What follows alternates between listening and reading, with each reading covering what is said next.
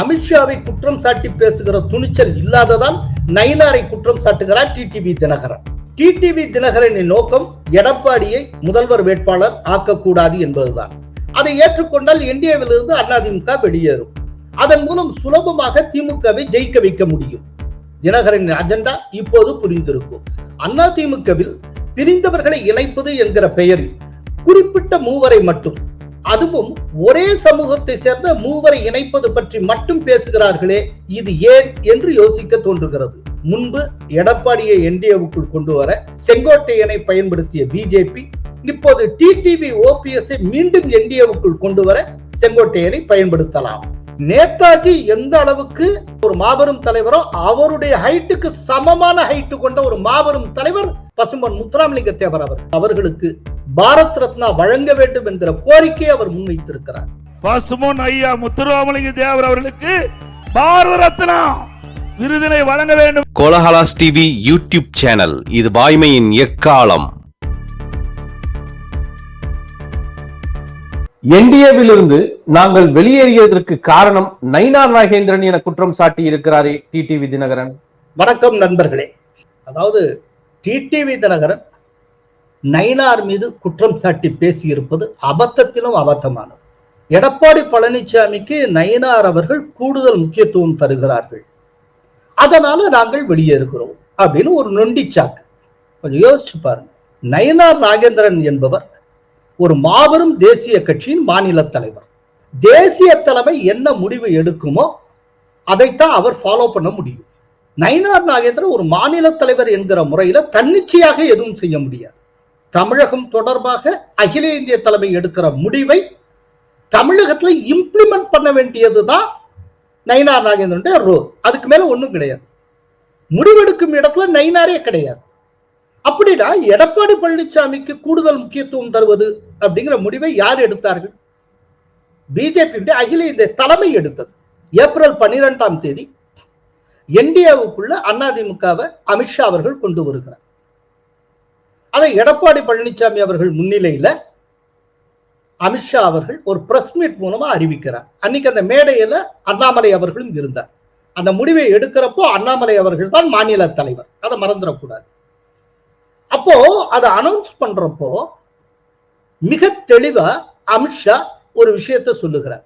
என்டிஏவுக்கு தேசிய அளவில் மோடி எப்படி தலைவரோ அதுபோல தமிழகத்தில் எடப்பாடி அவர்கள் தலைவர் அப்படின்னு அமித்ஷா சொன்னார். ये चुनाव राष्ट्रीय स्तर पर नरेंद्र मोदी जी के नेतृत्व में और राज्य स्तर पर एआईडीएमके के नेता एड़ापाडी जी के नेतृत्व में लड़ा जाएगा. தேசிய அளவில் திரு மோடி அவர்களின் சீரிய தலைமையிலும் தமிழ்நாட்டில் அஇஅதிமுகவின் தலைவர் திரு எடப்பாடி அவர்களின் தலைமையிலும் நடைபெற இருக்கிறது. இதன் மூலமாக தமிழக என்டிஏல எடப்பாடி பழனிசாமியினுடைய முக்கியத்துவம் என்ன என்பதை அமித்ஷா அவர்கள் தெளிவாக உணர்த்தினார். அதோடு மட்டுமல்ல, எங்களுடைய அரசுக்கு எடப்பாடி பழனிசாமி அவர்கள் தலைமையேற்று நடத்துவார். தெளிவா சொல்லியிருக்க, பாயிண்ட் பிளாங்கா. அதாவது எங்களுடைய முதல்வர் வேட்பாளர் எடப்பாடி பழனிசாமி தான் என்பதை அவர் கூறினார். जी हम साथ में सरकार बनाएंगे, एड़ापाडी जी के नेतृत्व में लड़ेंगे. கூட்டணி ஆட்சி தான் நடைபெற போகிறது. திரு எடப்பாடி அவர்களின் தலைமையில் தான் இந்த கூட்டணி நடைபெற போகிறது. சோ எடப்பாடி பழனிசாமிக்கு முக்கியத்துவம் கொடுத்தது அமித்ஷா, பிஜேபியுடைய அகில இந்திய தலைமை. இன்னைக்கு தமிழகத்துக்கான பிஜேபி இன்சார்ஜ் அப்படின்னா அது அமித்ஷா தான். தமிழகம் சார்ந்து பிஜேபி எடுக்கிற எல்லா முடிவுகளையும் அமித்ஷா தான் எடுக்கிறார்.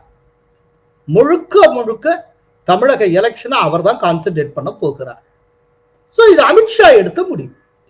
அமித்ஷா எடுத்த முடிவை நயினார் மீறி எப்படி செயல்பட முடியும்? தன்னுடைய தலைமை சொன்னதை ரொம்ப சின்சியராக அவர் ஃபாலோ பண்ணுகிறார். ஒரு ராணுவ ஒழுங்கோட ராணுவ கட்டுப்பாட்டோட நயினார் ஃபாலோ பண்ணுகிறார். அவர் கட்சிக்கு அவர் சின்சியரா இருக்கிறது டிடிவி தினகரனுக்கு உறுத்துகிறது. இதுக்கு யார் என்ன செய்ய முடியும்? கொஞ்சம் யோசிச்சு பாருங்க. சில நாட்களுக்கு முன்னால நெல்லையில் பிஜேபியுடைய பூத் கமிட்டி உறுப்பினர்களுடைய ஒரு குறிப்பிட்ட மண்டல மாநாடு நடைபெற்றது. கிட்டத்தட்ட ஒரு 50,000 பேர் வந்திருந்தார். அதற்கு அமித்ஷா அவர்களும் வருகை தந்திருந்தார். அப்போ அமித்ஷா முன்னிலையில பேசின அண்ணாமலை அவர்களே எதிர்கட்சி தலைவர் எடப்பாடி பழனிசாமியை ஆட்சியில் அமர்த்துவோம் அப்படின்னு பேசி இன்று நம்முடைய எதிர்க்கட்சி தலைவராக இருக்கக்கூடிய அண்ணன் எடப்பாடி பழனிசாமி அவர்களை ஆட்சியில் அமர வைக்க வேண்டிய பொறுப்பு தேசிய ஜனநாயக கூட்டணியினுடைய ஒரு தொண்டனுக்கும் இருக்கு. அன்பு சொந்தங்களே, அதை வெற்றிகரமாக நாம் செய்து முடித்து காட்ட வேண்டும். எடப்பாடி பழனிசாமிக்கும் அண்ணாமலைக்கும் எப்படி ஈக்குவேஷன் எல்லாருக்கும் தெரியும். ஏடிஎம்கேவுடன் கூட்டணி வைப்பது அப்படிங்கிற விஷயத்துல அண்ணாமலை ஒரு ஹார்ட் லைனர், இதுவும் எல்லாருக்கும் தெரியும். அப்படி இருந்த அண்ணாமலையே ஏன் அப்படி பேசணும்? ஏன்னா யாராக இருந்தாலும் பிஜேபியில அகில இந்திய தலைமை ஒரு முடிவெடுத்து விட்டால் அதன்படித்தான் ஒழுகி ஆக வேண்டும், அதன்படித்தான் நடந்தாக வேண்டும். அதைத்தான் அண்ணாமலை அவர்கள் ரெஃப்ளெக்ட் பண்ணாரு. அதே விஷயம் தான் இப்ப நயினாரும் ஃபாலோ பண்றாரு. ஏன்னா நயினார் இன்னைக்கு ஒரு பொறுப்புல இருக்க மாநில தலைவர், அதனால அகில இந்திய தலைமை சொன்னது போலவே நடந்து கொள்ள வேண்டும். அப்படின்னா இப்போ எடப்பாடி பழனிசாமிக்கு முக்கியத்துவம் கொடுப்பதுங்கிற முடிவை எடுத்தது யாரு? அமித்ஷா. உண்மையிலேயே டிடிவி தினகரன் என்ன செஞ்சிருக்கணும்? எடப்பாடி பழனிசாமிக்கு முக்கியத்துவம் கொடுத்தது பிடிக்கல அப்படின்னு சொல்லி குற்றம் சாட்டணும்னு ஆசைப்பட்டார்னா அவர் அமித்ஷாவை கை நீட்டி குற்றம் சாட்டி இருக்க வேண்டும். ஆனா அமித்ஷாவை அவர் குற்றம் சாட்டல, அமித்ஷா பத்திய வாய திறக்கல. அதுக்கு நயினார் நாகேந்திரன் ஸ்கேப் கோட்டா பலிகடாயாக்க அவர் முயற்சி செய்கிறார். ஏன் அமித்ஷா பத்தி பேசல? ஏன்னா 2017 இரட்டை இலை சின்னத்தை மீண்டும் பெறுவதற்காக சுகேஷ் சந்திரசேகர் என்கிற இடைத்தரகர் மூலமாக 50 கோடி ரூபாய் தேர்தல் ஆணைய அதிகாரிகளுக்கு லஞ்சமாக கொடுத்ததாக கூறப்பட்ட வழக்கில் குற்றம் சாட்டப்பட்டவர் டிடிவி தினகரன். அது தொடர்பா அவர் மல்லிகார்ஜுனா என்கிற நண்பரோடு கைது செய்யப்பட்டு சில மாதங்கள் அவர் திகார் சிறையில் அடைக்கப்பட்டிருந்தார். அதற்கு பிறகு ஜாமீனில் வெளிவந்தார். அவர் கைது செய்தது யாரு? டிடிவி தினகரன் கைது செய்தது எந்த போலீஸ்? டெல்லி போலீஸினுடைய கிரைம் பிரான்ச்.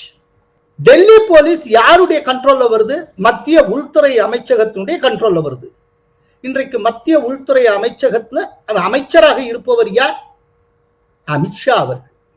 சோ அமித்ஷாவுடைய நேரடி கட்டுப்பாட்டில் வரக்கூடிய டெல்லி போலீஸ் தான் டிடிவி தினகரனை அன்றைக்கு அரெஸ்ட் பண்ணியது. இதுல இருந்தே நீங்க தெரிஞ்சுக்கலாம் அமித்ஷாவை ஏன் கை நீட்டி அவர் குற்றம் சாட்டி பேசல அப்படின்னு. அமித்ஷாவை பேசுறதுக்கான கட்ஸ் டிடிவி தினகரனுக்கு கிடையாது. அமித்ஷாவை குற்றம் சாட்டி பேசுகிற துணிச்சல் இல்லாததால் நயினாரை குற்றம் சாட்டுகிறார் டிடிவி தினகரன். அமித்ஷா எடுத்த முடிவுக்கு, பிஜேபி அகில இந்திய தலைமை எடுத்த முடிவுக்கு நயினாரை பிக்ஸ் பண்ணுகிறார். இது ரொம்ப அர்த்தமற்ற குற்றச்சாட்டுன்னு அவருக்கும் தெரியும். ஆனா அவருக்கு என்னன்னா எப்படியாவது இந்த கூட்டணியில இருந்து வெளியில போகணும். நான் ஏற்கனவே என்னுடைய முந்தைய வீடியோல தெளிவா சுட்டி காட்டியிருக்கேன். 2017க்கு பிறகு டிடிவி தினகரன் எப்போதுமே அதிமுக இருந்த கூட்டணியில் இருந்ததே கிடையாது. 2019 நாடாளுமன்ற தேர்தல் அப்ப என்டிஏல ஏடிஎம்கே இருக்கு, டிடிவி தினகரன் அந்த கிடையாது. 2021 சட்டப்பேரவை தேர்தல் என்டிஏல ஏடிஎம்கே இருக்கு, டிடிவி தினகரன் கிடையாது. 2024 மக்களவை தேர்தல் அதுல ஏடிஎம்கே இல்ல, அதனால என்டிஏல டிடிவி தினகரன் இருந்தார். இப்ப திரும்ப என்டிஏக்குள்ள ஏடிஎம்கே வந்தாச்சு. சோ இவர் வெளியே போய் ஆகணும், எக்ஸிட் பண்ணி ஆகணும். ஏன்னா ஏடிஎம்கேவுடன் இருந்து ஏடிஎம்கேக்கு அனுசரணையாக எதுவும் செய்து விடக்கூடாது. அவருடைய நிலைப்பாடே அதுதான். அப்படி யாருக்கு அனுசரணையாக செயல்படணும்? டிஎம்கேக்கு வெளியில் இருந்து கொண்டு திமுகவுக்கு பயன் அளிக்கக்கூடிய விதத்தில் செயல்பட வேண்டும். இதுதான் ஒன் பாயிண்ட் அஜெண்டா. டிடிவி தினகரனின் நோக்கம் எடப்பாடியை முதல்வர் வேட்பாளர் ஆக்கக்கூடாது என்பதுதான். அதை ஏற்றுக்கொண்டால் என்டிஏவில் இருந்து அதிமுக வெளியேறும். அதன் மூலம் சுலபமாக திமுகவை ஜெயிக்க வைக்க முடியும். தினகரனின் அஜெண்டா இப்போது புரிந்திருக்கும். 2017 ஆர்கே நகர் இடைத்தேர்தலில் திமுக மறைமுக ஆதரவுடன் வெற்றி பெற்றவர் டிடிவி தினகரன். இந்த ஊருக்கு உலகத்துக்கும் தெரியும், குறிப்பா பொலிட்டிக்கல் அப்சர்வர்ஸ் பத்திரிகையாளர்கள் அத்தனை பேருக்கும் தெரிந்த உண்மை. ஏன்னா அந்த டயத்துல டிஎம்கே மேலிடத்திலிருந்து நேரடியாக அறிவிக்கப்படாத உத்தரவு, ஒரு வாய்மொழி உத்தரவா இருந்து என்ன அப்படின்னா டிஎம்கே காரங்க அத்தனை பேர் டிடிவியை ஜெயிக்க வைக்கணும் அப்படிங்கிறதா. அதனால்தான் டிஎம்கே காரங்க அத்தனை பேர் டிடிவி தினகரனுக்கு போட்டதுனால டிஎம்கே அந்த தொகுதியில டெபாசிட் இழந்தது. எங்கேயாவது சென்னையில இருக்கிற ஒரு தொகுதியில டிஎம்கே டெபாசிட் இழக்குமா? அப்படின்னா எப்படி இழந்தது? ஏன்னா அப்போ ஸ்டாலின் ஒரு ராஜதந்திரமான ஒரு கணக்கு போட்டார். ஒரு அரசியல்வாதியாக ஸ்டாலின் போட்ட கணக்கு சரின்னு தான் சொல்லுவேன்.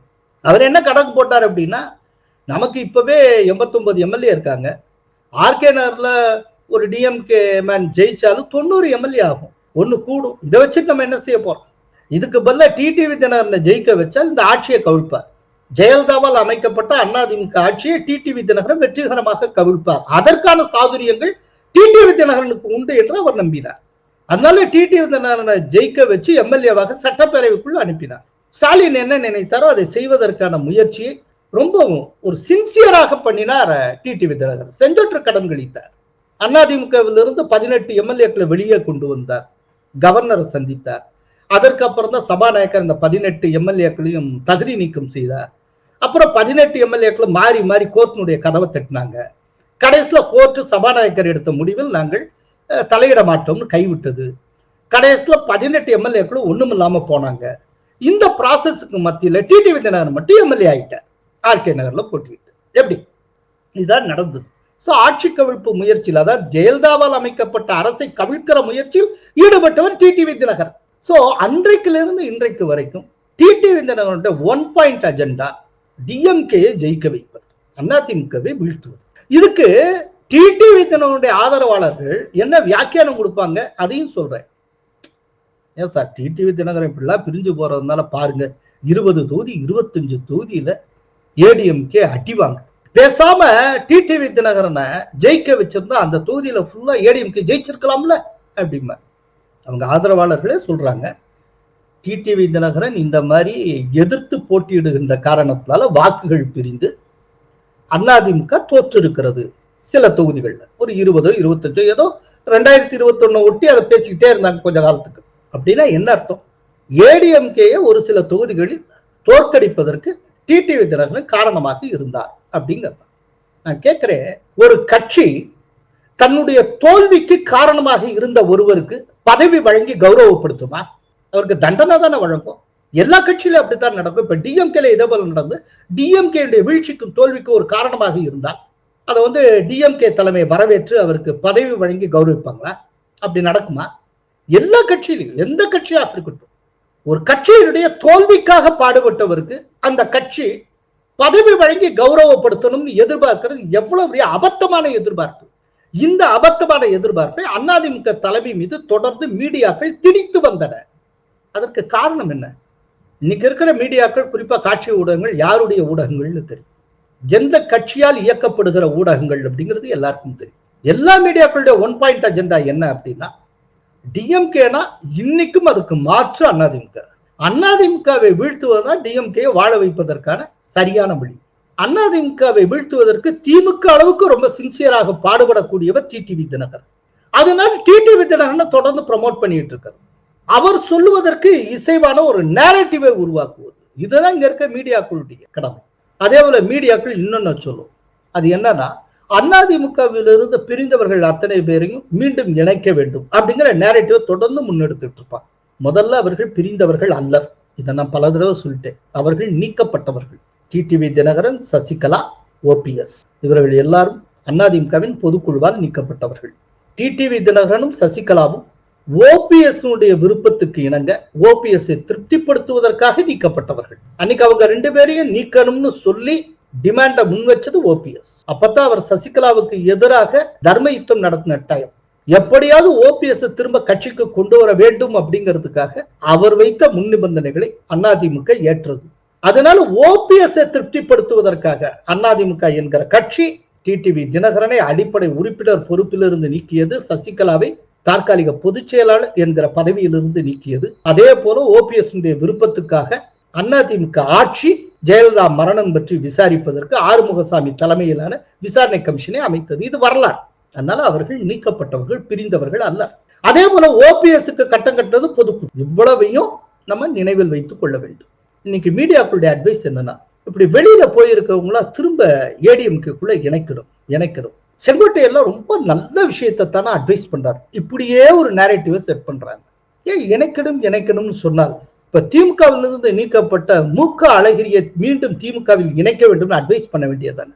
ஏன் அதை பத்தி பேசுறது இல்லை? இப்ப விஜயனுடைய எழுச்சியினால தமிழகம் முழுக்கவுமே பரவலா டிஎம்கே அடி வாங்கும் போல இருக்கு. திரும்ப டிஎம்கே அதனுடைய பொற்காலத்தை தக்க வைத்துக் கொள்ள மூக்க அழகிரியை கொண்டு வந்தால் ரொம்ப சரியாக இருக்கும். அது தென் தமிழகத்துக்கு ரொம்ப பயனுள்ளதாக இருக்கும், திமுகவுக்கு பயனுள்ளதாக இருக்கும் அப்படின்னு மீடியாக்கள் அட்வைஸ் பண்ண வேண்டியதானே? மீடியாக்கள் அத்தனை ஓவர் டைம் போட்டு அட்வைஸ் அத்தனையும் அதிமுகவுக்கு மட்டுமே வழங்கி வருகின்றன. அதனால இன்னைக்கு நடந்து கொண்டிருப்பது மீடியாக்களுடைய ஹேண்டி ஒர்க்.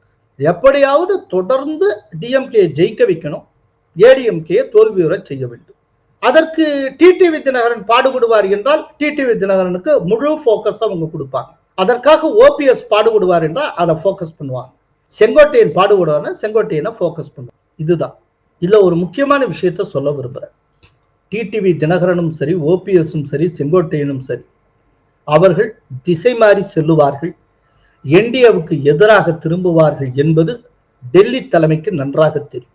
நான் ரொம்ப முன்னாலேயே ஓபிஎஸ் என்டிஏ விட்டு விலகுகிறோம்னு அனௌன்ஸ் பண்றதுக்கு முன்னாலேயே நான் 2-3 காணொலியில சொல்லியிருந்தேன். அதை முதல்ல சொன்னது தினமலர் கொடுத்த நேர்காணல்ல சொல்லியிருந்தேன்.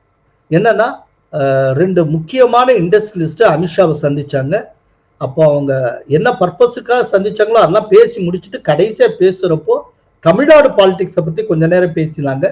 அந்த டயத்துல அமித்ஷா ஓபிஎஸ் பற்றி அவர்களிடம் கூறியது, ஓபிஎஸ் தான் இப்போ டிஎம்கேயோட ரொம்ப நெருக்கமா இருக்காரு, அவர் ஸ்டாலினுக்கு ரொம்ப க்ளோஸா இருக்காரு, he is not in our camp அப்படின்னு சொல்லி அவர் சொன்னதாக நான் பதிவு பண்ணியிருக்கேன். அதற்கு பின்னால் நான் என்ன சொன்னேன்னா அது அப்படியே நடந்தது.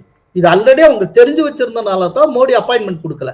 கடைசியில் அப்பாயின்மெண்ட் கொடுக்கலைங்கிறது ஒரு காரணமாக சொல்லி இவங்க ஓபிஎஸ் வெளியே வந்தார். ஆனா ஓபிஎஸ் இப்படி வெளியில வர போறான்னு அவங்களுக்கு தெரியும்.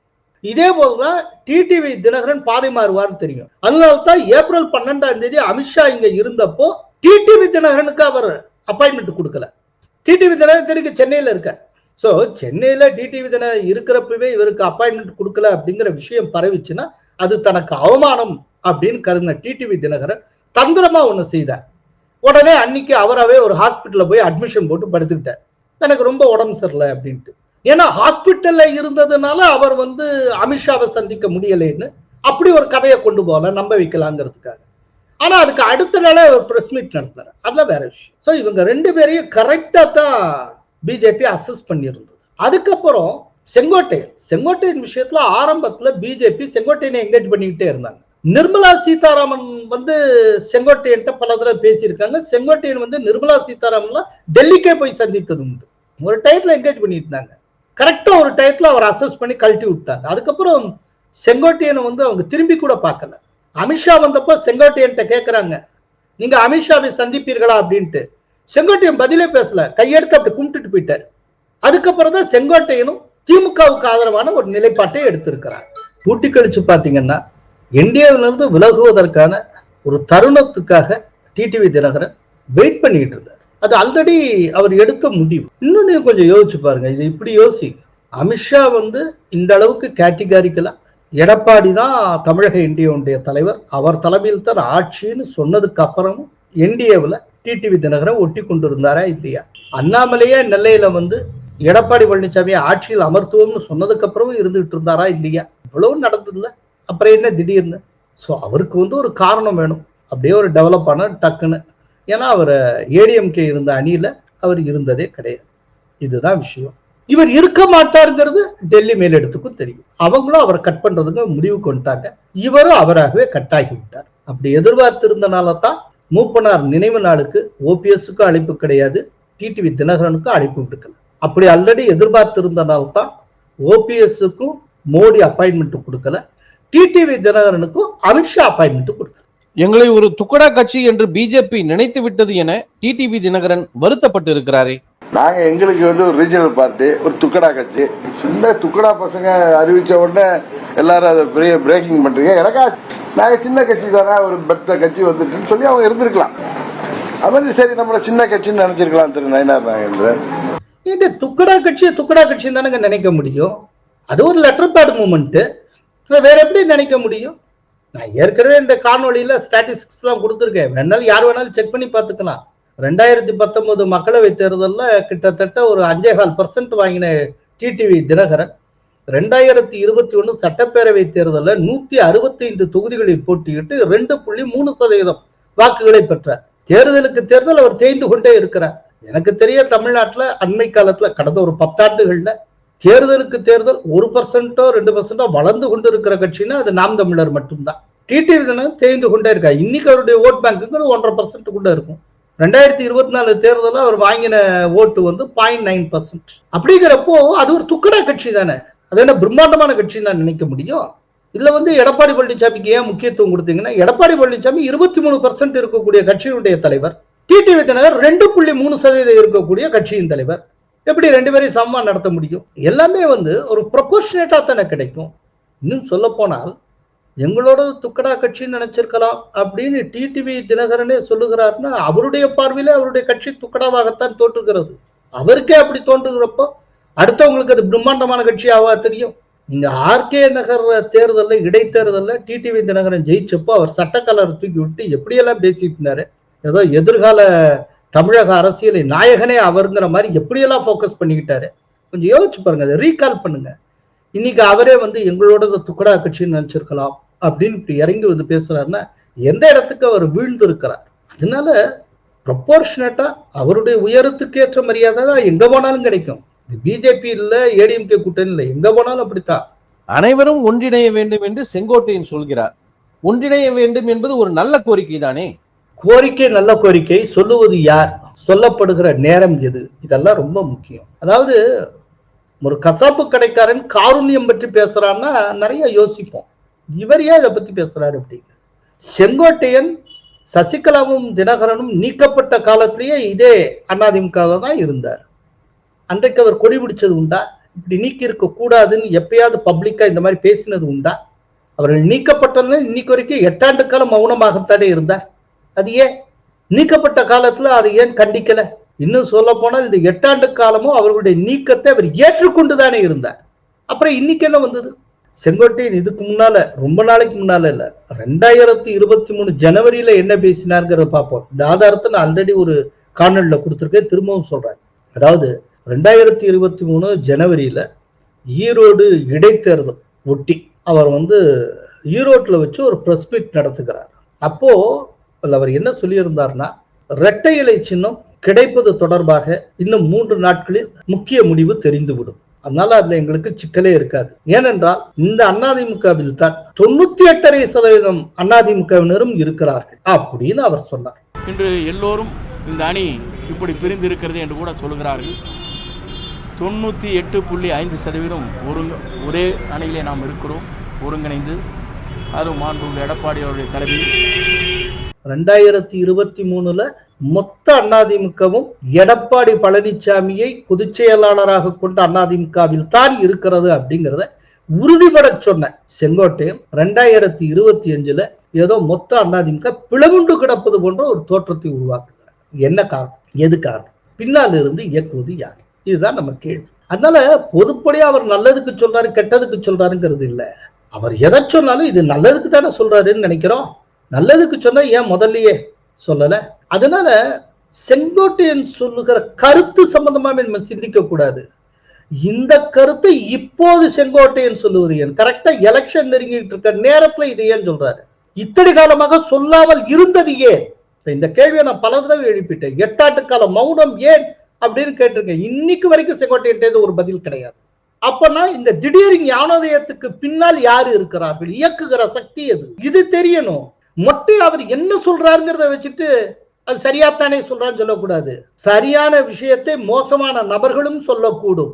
இதை எல்லோருமே நினைவில் வைத்துக் கொள்ள வேண்டும். எல்லாம் சரி, அதிமுக உடைகிறது என்ற பர்செப்ஷன் உருவாகிவிட்டதே, இதை இபிஎஸ் எப்படி எதிர்கொள்ள போகிறார்? ஏடிஎம்கே உடைந்து விட்டது அப்படிங்கிற ஒரு பர்செப்ஷன் செயற்கையாக உருவாக்கப்படுகிற பர்செப்ஷன். இதை உடனே எதிர்கொள்றதுக்காக இவங்க சொல்ற மாதிரி எல்லாரையும்லாம் உள்ள விட்டுக்கிட்டு இருக்கவும் முடியாது. இப்போ ஒரு உதாரணம் சொல்றேன். இப்ப சசிகலாவை திரும்ப உள்ள சேர்த்தா என்ன ஆகும்?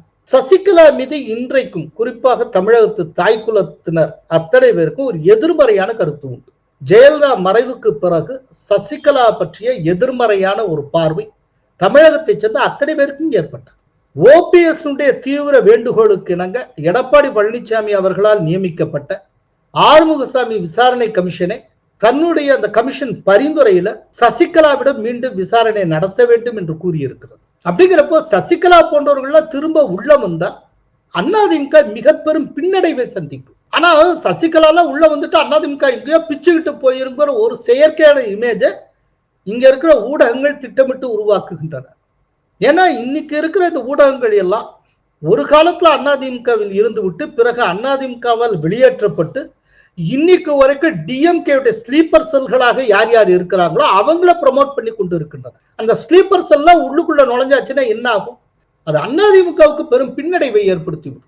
இதுல எடப்பாடி பழனிசாமி ரொம்ப தெளிவாக இருக்கிறார். ஆனா இப்ப நீங்க ஒண்ணு சொல்றீங்க, பெர்செப்ஷன் பேட்டில ஒரு பெரிய வீழ்ச்சி ஏற்பட்டிருக்கு, இன்னும் ஏடிஎம்கே உடைஞ்சது போலவே தெரியுது, சாதாரண காமன் மேன்லாம் இதை நம்புறானே, இது எப்படி பண்றது அப்படின்னு கேட்குறீங்க. இதை உடைக்கணும்னா எடப்பாடி பழனிசாமி அவர்களுக்கு இருக்கக்கூடிய ஒரே ஒரு வழி, பெரிய அளவில் வெற்றி பெற்று காட்ட வேண்டும். அப்போ எப்படி வெற்றி பெறுவது? டிஎம்கேக்கு எதிரான ஒரு அதிருப்தி இன்னைக்கு மாநிலம் முழுவதும் இருக்கிறது. அந்த அதிருப்தியை கோபமாக அவர் மாற்ற வேண்டும்.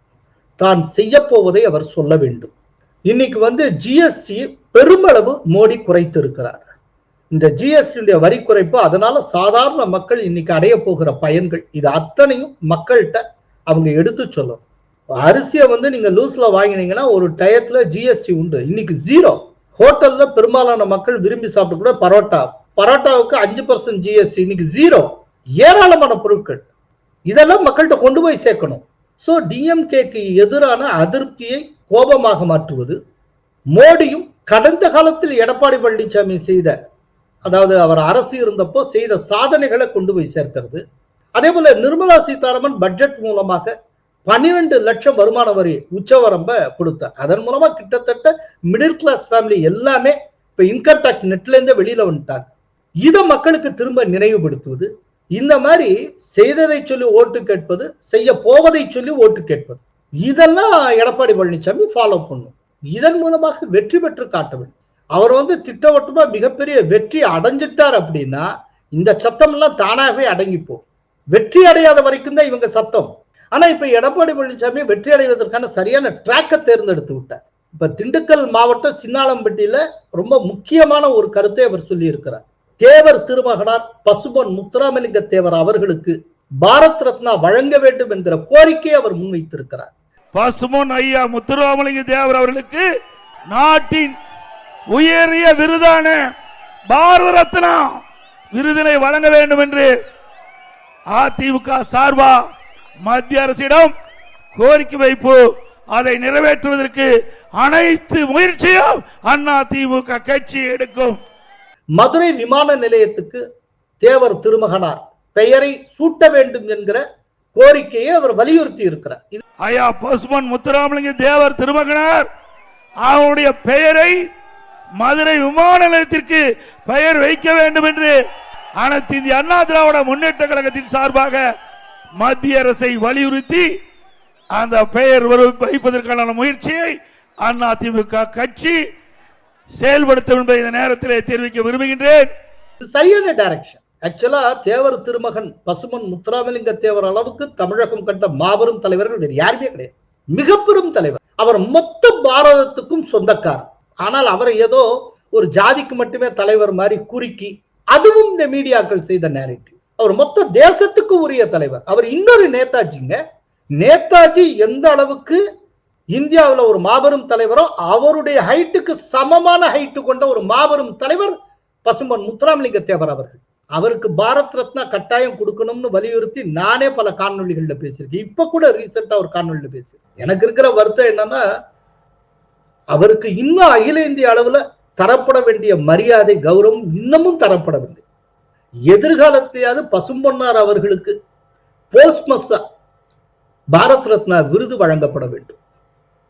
இது என்னுடைய தனிப்பட்ட ஒரு ஆசை. அதை இன்னைக்கு வெளிப்படுத்துறேன். இன்னைக்கு அந்த விஷயத்தை எடப்பாடி பழனிசாமி அவர்கள் பொது வெளியில முன்வைத்திருப்பது ரொம்ப ரொம்ப சந்தோஷமாக இருக்கிறது. 2021 அசம்பிளி எலெக்ஷன் அப்போ ஏடிஎம்கே மேனிபெஸ்டோலேயே மதுரை விமான நிலையத்துக்கு பசும்பொன் தேவர் திருமகனார் பெயரை சூட்ட வேண்டும், நாங்கள் ஆட்சிக்கு வந்தால் அதை வலியுறுத்துவோம் அப்படிங்கிற வாக்குறுதி இருந்தது. இப்போ பொதுக்கூட்டத்திலேயே அதை வலியுறுத்தி பேசி இருக்கிறார். இப்படித்தான் கொண்டு போகணும். இப்போ இந்த மாதிரியா கொண்டு வரப்போ இப்ப அந்த குறிப்பிட்ட சமூகத்தை சார்ந்த ஒரு டிடிவி தினகரனோ சசிகலாவோ வராமல் இருந்தாலும் அந்த மக்கள் உள்ளே வருவார்கள். அதைத்தான் இப்ப நேற்றைய இன்டர்வியூல ராஜா அவர்கள் நம்மிடம் சொன்னது. தலைவர்கள் இணையாமல் போனாலும் மக்கள் இணைவார்கள் அப்படின்னு அவர் சொன்னாரு. ஒரு கால் தலைவர்கள் கூட்டணியில உள்ள வரலன்னா மக்கள் அவர்களே அதிமுக பிஜேபி கூட்டணியை பெரும்பான்மையாக்கி விடுவார்கள். அதை நோக்கி எடப்பாடி பழனிசாமி அவர்கள் பயணப்பட்டு கொண்டிருக்கிறார். ரொம்ப சரியான டைரக்ஷன். எல்லாரும் வெட்டியா பேசிட்டு இருக்கிற டயத்துல எடப்பாடி பழனிசாமி இதுவரைக்கும் 130 கான்ஸ்டிடியூன்சிஸ்க்கு மேல பிரச்சாரத்தை முடித்து விட்டார். எப்படின்னு பாருங்க. அவர் டவுன் டு எர்த் இருக்கிறார். கரெக்டா என்ன செய்யணுமோ அதை செய்து கொண்டு இருக்கிறார். மற்றவங்க எல்லாம் மீடியாட்ட பேசிட்டு இருக்கிறப்ப எடப்பாடி பழனிசாமி மக்களிடம் பேசி கொண்டிருக்கிறார். அதனால இந்த உழைப்புக்கு உரிய பலன் கட்டாயம் கிடைத்தே தீரும். அதனால இந்த துக்கடா கட்சிகள் பற்றி யாரும் கவலைப்பட வேண்டாம். துக்கடா கட்சி நான் சொல்லலைங்க, அது டிடிவி தினகரன் சொன்ன வார்த்தை. அவருடைய கட்சியை பற்றி அவரே சொன்ன வார்த்தை. அவருடைய கட்சியை பற்றி அவருக்கே உண்டான மதிப்பீடு அசஸ்மெண்ட் அதுதான். இது ஏன் வார்த்தை கிடையாது. நிபந்தனை இன்றி வர தயார் என ஓபிஎஸ் கூறும்போது அவரை ஏற்பதில் என்ன தடை இருக்க முடியும்? அதாவது இன்னைக்கு ஓபிஎஸ் அப்படி சொல்லுகிறார். ஆனால் அதற்கான வாய்ப்பு, உள்ளே வருவதற்கான வாய்ப்பு ஏற்கனவே ஓபிஎஸ்க்கு வழங்கப்பட்டது. அப்போது அதை நிராகரித்தவர் ஓபிஎஸ். எல்லாருக்குமே நல்லா தெரியும். கொஞ்சம் பழைய காட்சியெல்லாம் திரும்ப நினைவுபடுத்தி பாருங்க. ஓபிஎஸ் சமரசம் பேசுவதற்காக எடப்பாடி பழனிசாமி தன்னுடைய தூதுக்குழுவாக ஜெயக்குமார், நத்தம் விஸ்வநாதன், திண்டுக்கல் சீனிவாசன் ஆகியோரை அனுப்பினார்.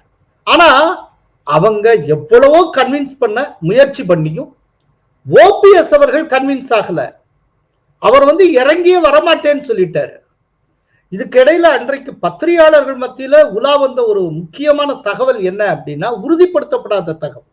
அது என்ன அப்படின்னா, இவங்கெல்லாம் போய் சமரசம் பேசிட்டு இருக்கிறப்போ ஓபிஎஸ் முன்னிலையில ஓபிஎஸ் ஆதரவாளரான வைத்திலிங்கம் நத்தம் விஸ்வநாதனை அடிப்பதற்கு கை வாங்கினதாக தகவல்கள் உலா வந்தன.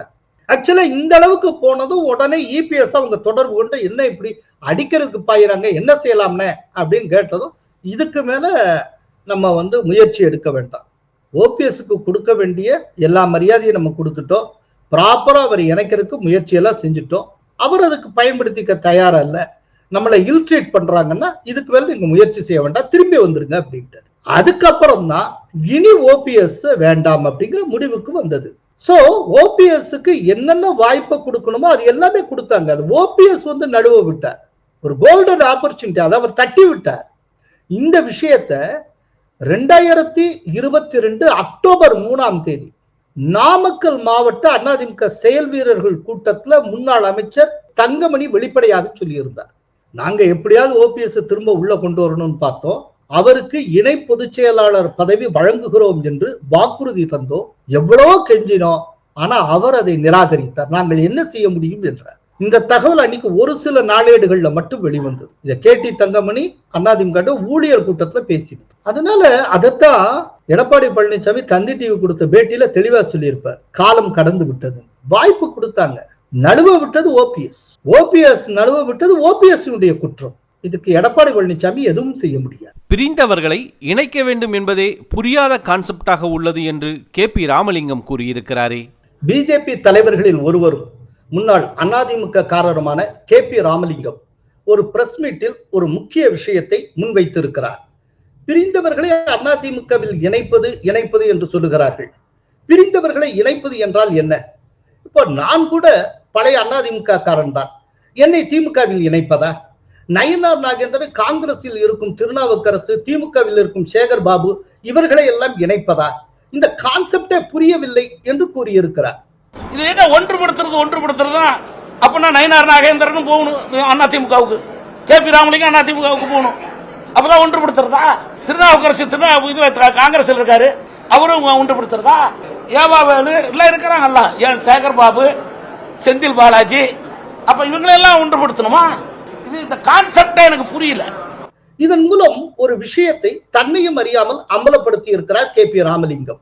அதிமுகவில் பிரிந்தவர்களை இணைப்பது என்கிற பெயரில் குறிப்பிட்ட மூவரை மட்டும், அதுவும் ஒரே சமூகத்தை சேர்ந்த மூவரை இணைப்பது பற்றி மட்டும் பேசுகிறார்களே, இது ஏன் என்று யோசிக்க தோன்றுகிறது. பிரிந்தவர்களை இணைப்பது என்றால் அதிமுகவிலிருந்து பிரிந்த அனைவரையும் இணைப்பது பற்றி தானே பேச வேண்டும். அப்படி இல்லாமல் குறிப்பிட்ட மூவரை பற்றி மட்டுமே பேசுவது ஏன்? அப்படியெனில் ஒரு குறிப்பிட்ட சமூகத்தினர் வாக்குகளை அதிமுகவுக்கு வரவிடாமல் தடுப்பதற்காக மேற்கொள்ளப்படுகிற சதியோ என்று எண்ண தோன்றுகிறது. இதற்கு ஒரு பதிலை செங்கோட்டையன் தரப்பில் முன்வைக்க கூடும். அந்த குறிப்பிட்ட மூவரும் அதிமுகவிலிருந்து வெளியேற்றப்பட்டவர்கள், அதனால் அவர்களுக்காக பாடுபடுகிறோம் என்று சொல்லக்கூடும். அப்படி என்றால் வெளியேற்றப்பட்டவர்கள் என்று தானே சொல்ல வேண்டும், பிரிந்து போனவர்கள் என்று எப்படி சொல்ல முடியும்? சோ எப்படி பார்த்தாலும் இடிக்கிறது. மொத்தத்தில் திமுகவின் அஜெண்டா இங்கு ஒளிந்திருக்கிறது. செங்கோட்டையன் தில்லிக்கு செல்கிறாரா? அது பற்றி உறுதியாக தெரியாது.